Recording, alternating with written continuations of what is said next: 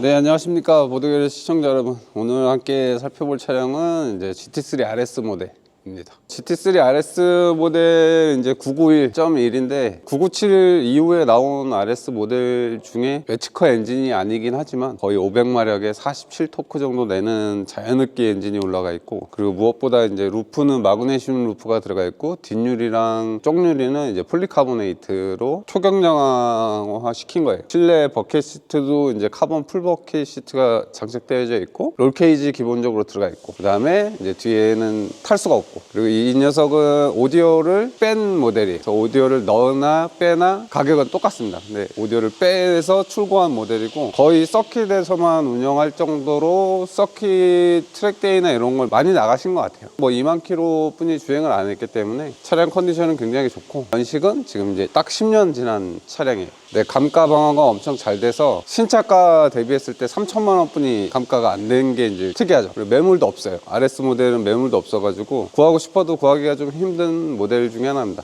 동시대에 나왔던 뭐 AMG GTS나 아니면 에스턴 마틴 같은 경우는 1억 5천에서 2억 정도 감가가 되어져 있는데, 포르쉐 GT3도 그렇고 GT3 RS 같은 경우는 아예 우주방어, 요 이후 모델도 자연흡기로 나오면서 시세가 좀 내려갈 줄 알았는데 시세는 그대로 유지되고 있어요. 그런 게 좀 이색적인 모델. 신형은 아예 앞쪽 후드를 사용을 못하는 대신에 이제 공기 에어로다이나믹을 더 좋게 개선이 됐고, 요 991.2 모델은 나카덕트가 추가가 됐어요. 이 녀석은 초기 991.1 모델 GT3 RS 국내에 몇 대 안 풀렸지만 굉장히 극레어한 차량이다. 그래서 여기 앞에도 보면 순정 범퍼 대비했을 때 펜다가 더 튀어나와 있어서 이거를 가리기 위해서 여기에 별도의 가니쉬를 장착해놨어요, 플라스틱으로. 그래서 앞쪽도 와이드 바디로 더 뺀 거고, 엄밀히 따지면 포르쉐 터보 S 모델보다 앞쪽은 더 큰 사이즈의 와이드 바디를 사용하고 있어요. 그리고 에어로다이나믹이 더 좋게 루버 형태로 위에를 뚫어갖고, 앞쪽 휠은 20인치 265, 뒤에는 21인치 325 이렇게 사이즈를 쓰고 있어요. 그래서 앞쪽 트랙션도 굉장히 뛰어나고, 뒤쪽은 뭐 더할 나위 없이 무거운 파워트레인이 뒤쪽에 있다 보니까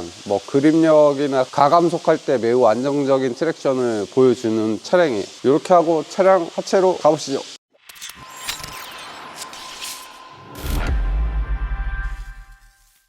네, 하체로 왔는데 하체에서 뭐 앞쪽에는 엔진도 없고 미션도 없고, 그리고 이 녀석은 사륜구동도 아니고 전통적인 알랄. 그래서 앞에서 설명드릴 수 있는 거는 그냥 기본적으로 이런 브레이크 덕트 시스템, 이제 여기서부터 이렇게 바람을 타고 잘 되어져 있어요. 이색적인 거라고 하면은 쇼업 쇼버의 길이가 여기서부터 시작해서 저 상단까지, 쇼업 쇼버의 길이가 굉장히 길고, 이제 슬리브 타입의 고정 방식을 사용하고 있는데 위아래로 지지하고 고정하는 타입이에요. 그리고 너클 자체가 이제 굉장히 크게 사용을 하고 있고, 신형 같은 경우는 이제 W21으로 바뀌어가지고 서스펜션의 구조적인 강성도 조금 더 높인 모델이 신형 모델. 이 녀석은 이제 맥퍼슨 스트럿 방식의 전륜을 사용하고 있는데, 이 녀석만 해도 앞쪽 그립은 타이어가 265 사이즈를 사용하니까 언더스티어는 느끼기 힘들 정도로 굉장히 트랙션이 좋아요. 그리고 핸들도 반응성이 굉장히 뛰어나고, 그리고 고속 갔을 때 조금 앞에가 가벼워지는 전형적인 느낌이 있긴 한데 불안할 정도까지는 아니고 살짝 가벼워지는 느낌이 있다. 와이드한 폭으로 다 커버를 할 수가 있어요. 그리고 너클은 메이드 인 이탈리아, 이태리에서 제작해서 독일에서 완성되어진 포르쉐의 전매 특허한 기술력이 될 수 있고, 그리고 너클에 보면 이제 브레이크를 고정할 수 있는 포인트가 하나 두 개 딱 정해져 있어요. 일반적으로 AMG나 M처럼 이 별도의 브라켓으로 캘리퍼를 고정하는 형태가 아니라 이 너클에 다이렉트로 고정하는 방식이라서 브라켓이 필요 없고 브레이크의 구조적인 강성을 더 높게 가져갈 수 있다는 거. 그래서 410mm 카본 세라믹 PC12 디스크 전용으로 설계된 너클이에요. 너클 자체도 아예 PC12에 최적화돼서 만들어진 거고, 그리고 쇼업 쇼버의 마운트도 이제 모터스포츠에서 사용할 법하게 좌우로 슬라이드가 돼요. 그래서 캠버를 조금 쉽게 바꿀 수 있는 타입, 조절하기 조금 용이하게 되어져 있어요. 토바가 이제 여기에 장착되어 있는데 너클의 센터 부분에서 앞쪽으로 토를 조절하려면은 이 냉각판을 떼거나 하여튼 얼라이먼트 볼 때 굉장히 빡세요. 앞쪽에다가 타이로드를 자리 잡고 있어서 있어요. 실제로 타이로드가 뒤에 있는 차량 같은 경우는 쇼업 쇼버가 눌렸을 때 아웃으로 토어가 빠지는 영향이 있어요. 근데 토어 인 쪽으로 들어오는 방식이라서 실질적으로 범프를 받았을 때 바퀴가 안쪽으로 들어오게 돼 있는 게 이 원기어의 위치. 그래서 이게 앞에 있냐 뒤에 있냐에 따라서 좀 세팅 방향이 다른데 보통 앞에 있는 녀석들이 조금 더 유리해요. 브레이크의 고정 위치도 뒤로 잡을 수 있고, 무거운 캘리퍼가 조금 더 차량 안쪽으로 가져갈 수도 있고, 그리고 제동화는 제동 순간 이제 캘리퍼의 무게를 상쇄시키는 힘이 작용해가지고 제동할 때 캘리퍼가 뒤에 있는 게 이제 냉각이랑 경량화랑 순간적인 반응성이랑 모든 게 다 유리해요. 앞쪽은 그렇게 세팅되어 있는데 좀 이색적인 거는 저 마운트가 조절이 된다는 거. 저게 구글링을 조금만 해봐도 아실 테지만 서킷에서 좀 과격하게 소세지까지 치면은 마운트가 그냥 뚫립니다. 위로 마운트가 위로 뚫려가지고 하우스 사고차가 되는 경우가 되게 많아요. 저 마운트가 이제 알루미늄 캐스팅으로 되어 있다 보니까 저게 뚫려서 위로 올라와요. 그런 것만 좀 주의해서 타야 된다. 그리고 얘도 보면 이제 타이어 똥이라고도 하죠. 타이어 마블이 이렇게 있는 걸로 봐서는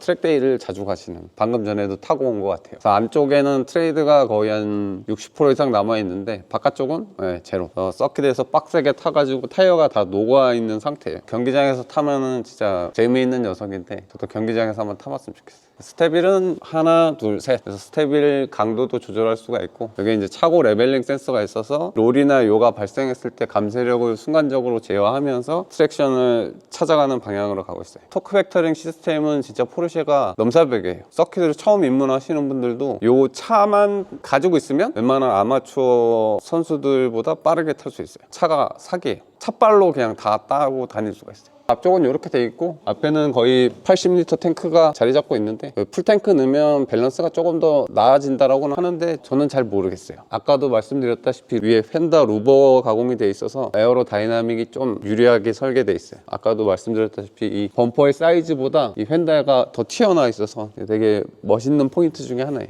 개인적으로 되게 좋아하는 디테일이에요. 저는 이렇게 하고 뒤로 가시죠.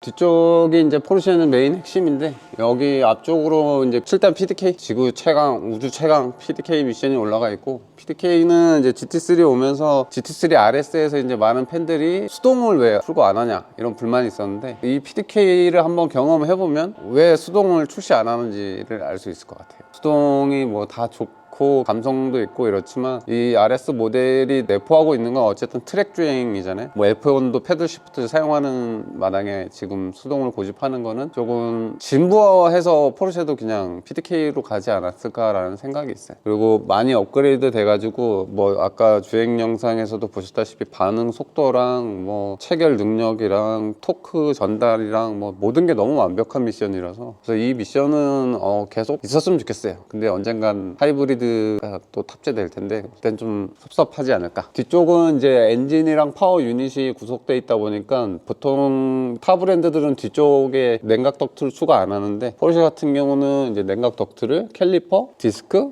이렇게 두 개를 사용하고 있어요. 뒤쪽 냉각을 많이 신경 쓰는 브랜드다. 그리고 좀 특이한 거는 서브 프레임이라고 하는 요게 메인 프레임 역할도 해요. 그래서 실질적으로 이 서브 프레임에 어퍼암이랑 로우암이랑 다 물려있는 형태예요. 서브 프레임을 드랍하면은 이 하체를 다 내릴 수가 있는 방식이에요. 좀 특이한 방식인데, 그만큼 뒤쪽 사고가 있을 때 포르쉐는 서브 프레임 아세이를 교환하면 되는 방식이라 사고 수리도 조금 용이한 편이죠. 정비성도 많이 뛰어나요. 엔진 드랍하고 이럴 때 그냥 통째로 내리면 되는 방식이라서 생각 외로 엔진 드랍이 편한 게 포르쉐. 그리고 여기 아까 말씀드린 이제 리어 엑셀, 포르쉐는 맥시멈 1.5도까지만 사용한다라고 해요. 이만한 사이즈의 타이어가 3도까지 변화하면은 좀 많이 위험할 것 같다라는 생각이 들 정도예요. 뒤쪽은 구속하고 있는 형태가 이제 멀티 포인트인데, 너클의 전체적인 사이즈를 보시면은 웬만한 롤스로이스 기암급이에요. 그만큼 뒤쪽에 무거운 파워트레인이 자리 잡고 있다 보니까 뒤쪽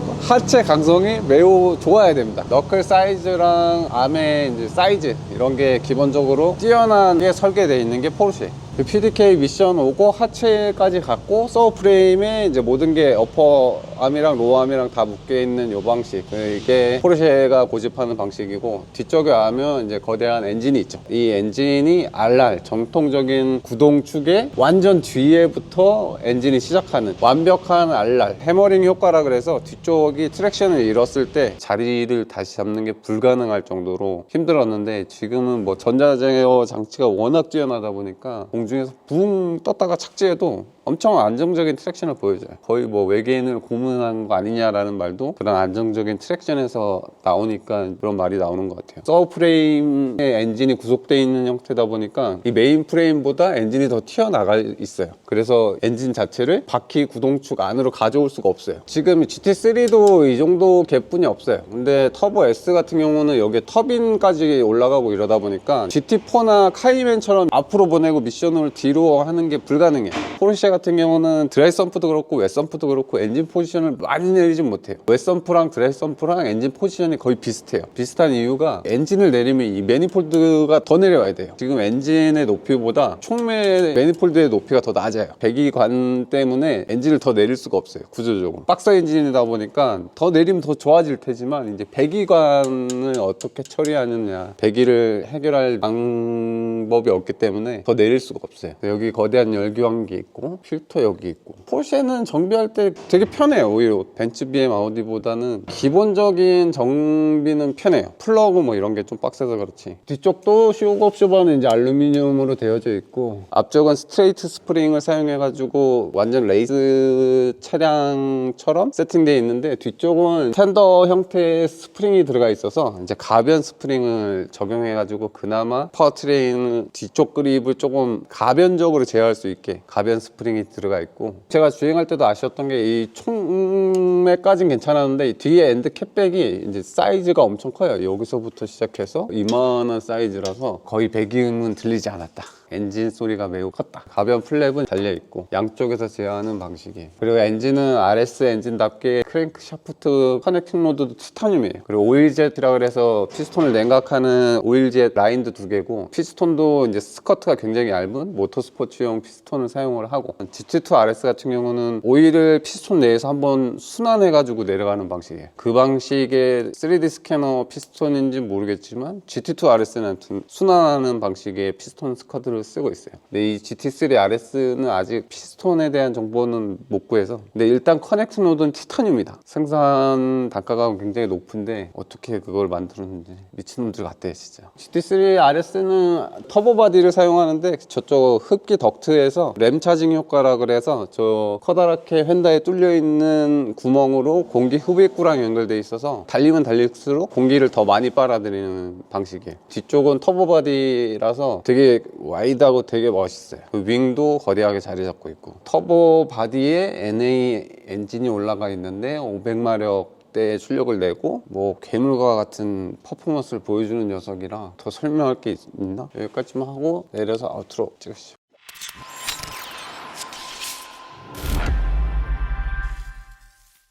네, 이렇게 포르쉐 그냥 GT3 RS 같이 살펴보셨는데, 뭐 GT3랑 많이 다른 점은 크게 찾지는 못했어요. 근데 GT3를 제가 리뷰한 적이 있어가지고 RS는 뭐가 다를지 열어봤는데 하드웨어적으로 큰 차이는 못 느낀다. 눈으로 육안으로 봤을 때. GT3 RS가 좀 특이한 거는 마그네슘 루프랑 뒷유리 폴리카보네이트, 뒤에 덕테일이 조금 더 과격한 거랑, 그리고 GT3도 그렇지만 얘는 스티커입니다. 금장 오리지널 배지가 아니고 이것도 경량한다고 스티커로. 근데 이거는 좀 많이 짜체. 뒤에 이제 터보 바디로 뚫려 있는 에어로 스쿠프에서 창문을 열고 악셀을 가져갈 때 자연흡기에 빨리는 소리가 들려요. 슉슉 소리가 들리는데, 그것도 되게 감성적으로 엄청 만족을 주는 차량이라서 개인적으로 좀 좋아하는 사운드다. 파워트레인이 아주 거대하기 때문에 메인 프레임에 넣지 못하는 형태니까 메인 프레임을 지난 뒷범버에 엄청나게 거대한 파워트레인을 만드는 게 포르쉐의 방식이다. 그래서 GT3 RS 이렇게 간단히 살펴봤는데, 이 차는 항상 모드에 있기 때문에 뭐 궁금한 거 있으시면 댓글 남겨주시면 추가 촬영을 하던가 하도록 하겠습니다. 이상 시청해주셔서 감사합니다.